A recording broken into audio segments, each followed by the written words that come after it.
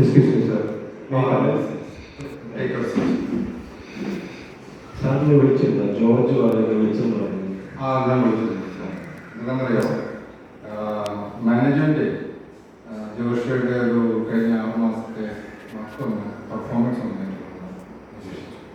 പരിശോധിച്ച് നോക്കി കഴിഞ്ഞപ്പോൾ ജോഷിയുടെ കഠിനാധ്വാനവും അതുപോലെ തന്നെ സ്റ്റാഫും സത്യസന്ധതയും തീഷ്ണതയൊക്കെ തീർച്ചയായിട്ടും ഞങ്ങൾ വിലമതിക്കുന്നു. അതുകൊണ്ട് ഒരു ഇൻക്രിമെന്റ് തരാൻ വേണ്ടിയിട്ടില്ല. ഇൻക്രിമെന്റ് എമൗണ്ട് എത്രയാണെന്നുള്ളത് ഞാൻ പിന്നീട് പറയാം.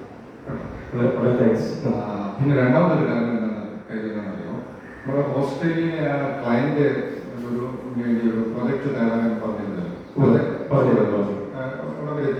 ഏകദേശം പൂർത്തിയായി. അത് ഒരു 2 ദിവസത്തിനകത്ത് കംപ്ലീറ്റ് ചെയ്യാൻ പറ്റും അല്ലേ?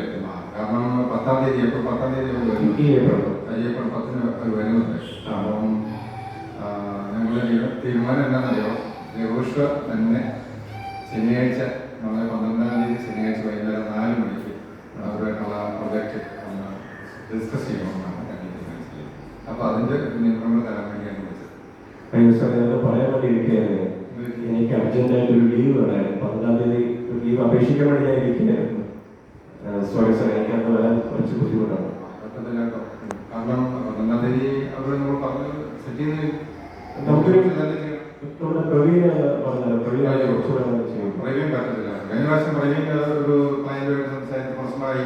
പിന്നെ ജോഷി തന്നെയല്ലേ പോയി കാര്യങ്ങളൊക്കെ സെറ്റ് ചെയ്ത്. അതുകൊണ്ട് പ്രവീൺ പറ്റത്തില്ല. അല്ലെങ്കിൽ ഒരു കാര്യം ചെയ്യാം, ഞാനൊരു 9-ാം തീയതി തന്നെ മൊത്തം പ്രൊജക്ടിന്റെ ഡീറ്റെയിൽസ് ഞാൻ സാറിന് അയച്ചു തരാം. സാറിന് പ്രസന്റ് ചെയ്യാൻ പറ്റുവാണെന്നുണ്ടെങ്കിൽ വളരെ ഉപകാരമായിരുന്നു.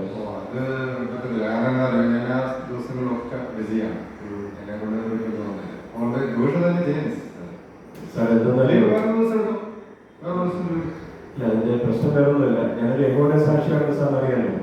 അപ്പോൾ കഴിഞ്ഞ വർഷം സാർ വന്നിട്ടുണ്ടായിരുന്നു. യേശുക്രിസ്തുവിന്റെ മരണത്തിന്റെ ഓർമ്മ ഞങ്ങൾ ആചരിച്ചിരുന്നു. ഈ വർഷം അത് ഏപ്രിൽ 12-ാം തീയതിയാണ് ആചരിക്കുന്നത്. അതുകൊണ്ട് ഒരു കാരണവശാൽ എനിക്ക് അതിന് പോകാതിരിക്കാൻ സാധിക്കില്ല. അതൊരു ബുദ്ധിമുട്ടുള്ള ഒരു അവസ്ഥയാണ്. അത് പള്ളിയിൽ അവരെ വിളിച്ച് പറയാൻ പറ്റും. അവർ വിളിച്ച് പറഞ്ഞാൽ അത്യാവശ്യമായിട്ട് കമ്പനിയിൽ ജോലി കിട്ടിയ ജോലിയുണ്ട്, അതുകൊണ്ട് വരാൻ പറ്റില്ല എന്ന് പറഞ്ഞാൽ പോലെ. ഇനിയിപ്പോൾ ജോഷിക്ക് വഴി ഞാൻ വിളിച്ച് പറയാൻ പറ്റില്ല. അതല്ല, പ്രശ്നം എന്ന് പറയുന്നത് ഈ ഞാൻ സാറിനോട് പറഞ്ഞിട്ടുണ്ടല്ലോ, ഈ ഭൂമിയിലൊക്കെ ദൈവത്തിന്റെ ഒരു രാജ്യം വരും, രോഗവും മരണവും ഇല്ലാത്തൊരു കാലത്തെ കുറിച്ച് പറഞ്ഞിരുന്നല്ലോ. അപ്പൊ അതിന്റെ ഒരു അടിസ്ഥാനം തന്നെ യേശുക്രിസ്തു നമുക്ക് വേണ്ടി മരിച്ചതുകൊണ്ടാണ്.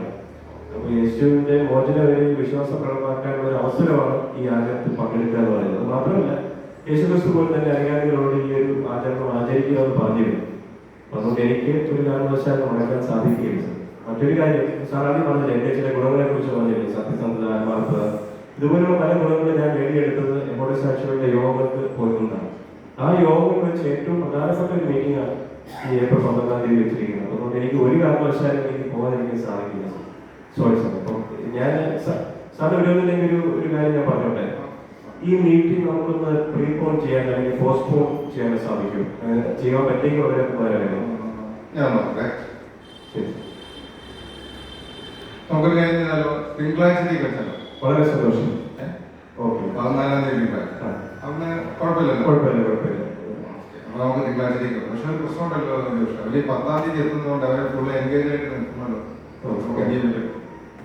ഒരു കാര്യം ചെയ്യാം, ഈ കോവളത്തെയും കന്യാകുമാരിയിലെയും ഗസ്റ്റ് ഹൗസ് ഉണ്ടല്ലോ, അത് ബുക്ക് ചെയ്തിട്ട് അവര് ഒരു ടൂർ അറേഞ്ച് ചെയ്യുമല്ലോ.